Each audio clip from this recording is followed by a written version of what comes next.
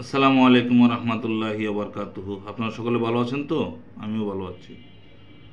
কিয়ামতের দিন আল্লাহ নূহ আলাইহিস সালামকে প্রশ্ন করবেন, হ্যাঁ নূহ, তুমি কি তোমার উম্মতদেরকে সকল দাওয়াত পৌঁছিয়েছো? নূহ আলাইহিস সালাম বলবে, হ্যাঁ আল্লাহ, আমি সকল দাওয়াত সকল উম্মতকে পৌঁছাইছি। তখন উম্মত করে জিজ্ঞাসা করবে, আল্লাহ, হে নূহর উম্মতেরা, তোমাদের নবী কি তোমাদেরকে সকল দাওয়াত পৌঁছাইছে?